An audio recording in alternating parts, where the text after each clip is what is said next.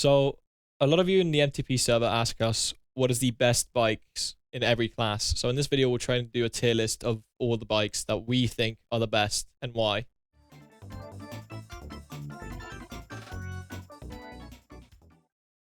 So in S150, in S tier, we've put the GZX 150. So we put the Gixxer S150 into S tier because it's the fastest overall and it has the most stable handling, making it just the best to use. We then put the R15M in B tier. The R15 is in B tier because it's slow and its handling isn't as good as the Gixxer and it just doesn't make it nearly as competitive. We've then put the CRR 150R in C class. This is in C class because the speed cannot keep up with the others in this class and the handling isn't quite there. And the last one, the C Tracker in F tier. The C Tracker is an F tier because it's just really slow, it has terrible handling, but it can be a fun bike to use. It's just not really for racing.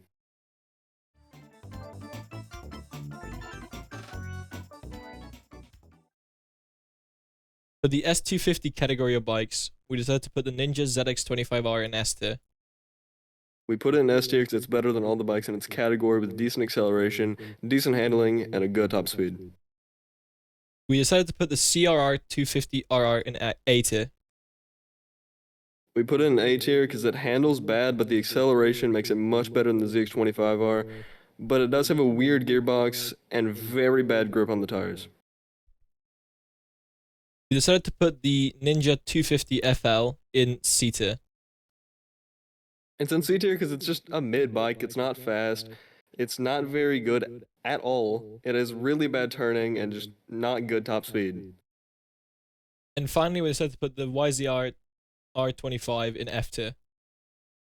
It's an F tier because it doesn't look good at all, it handles horribly, has a bad top speed, and it's overall just really bad for the price.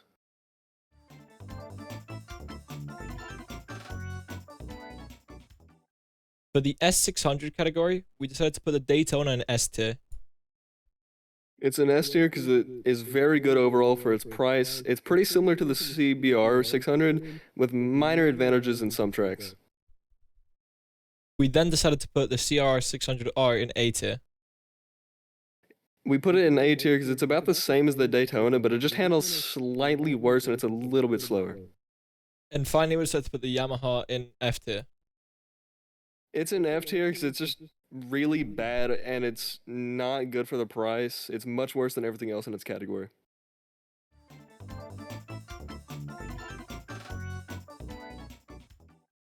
For the S1000 category, we decided to put the Gixxer 1000 in S tier. It's an S tier because of its great handling, its good top speed, and it looks pretty good for the price. We then decided to put the Fireblade in A tier. The Fireblade's an A tier because of its good handling, its great speed, but it's not higher because of the high price for the performance. We then decided to put the ZX10RR in also A tier. It's an A tier because it's better than the other S1000s, but slightly worse than the Fireblade and much worse than the Gixxer. We then decided to put the H2R in B tier. The H2R is in B tier because it's very hard to use, but if you can learn how to master it, it can become the best S1000 in the game, not including the limiteds. We then also put the RSV4 in B tier. It's in B tier because it's overall just pretty mediocre. It doesn't have good performance, it doesn't have good looks, and the price just does not match the performance. And put the BMW 2018 in C tier. It's in C tier because of its pretty good handling, but the speed cannot match the other bikes, and the price is just not good for its performance. We then put the Ducati Panigale in F tier. It's an F tier because it has terrible handling, it wheelies like crazy, it slides around the map, the bad speed, and it's really expensive, making it much worse than everything in the category. We then also put the BMW S1000R 2019 Plus in F tier. Now, this one has similar reasons to the Ducati, but for the price, it is slightly better. And finally, we have the R1M. We also put that in F tier. This one's an F tier because it handles really bad. Its top speed is not good, and it's overall the worst bike in this category.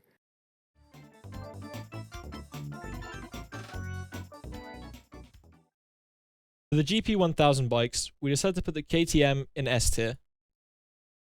It's an S tier because it's a harder bike to use with its aggressive handling, but it does handle better than the other bikes, making it the best in the class.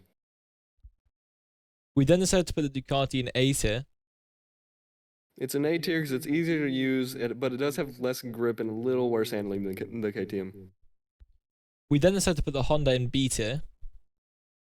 The Honda's in B tier because it's overall just not nearly as good as the others, and they all cost the same, so there's really no point in buying it. And then finally, we put the Yamaha and just don't buy this bike.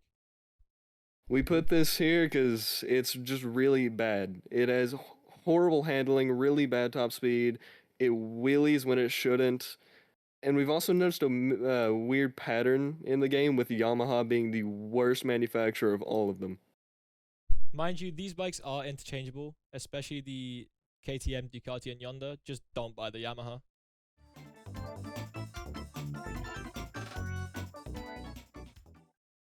These bikes are the miscellaneous bikes in the game. These bikes were taken into consideration in a different way because they don't use the normal classes of the bikes. We instead used relative performance with other bikes in a similar class and also a fun factor. So firstly, we put the Softail in A tier. We put it in A tier because it handles really good for what it is. It's fairly fun to use, and it's just good to cruise around if you don't want to go full tryhard. We then put the Boozer in B tier.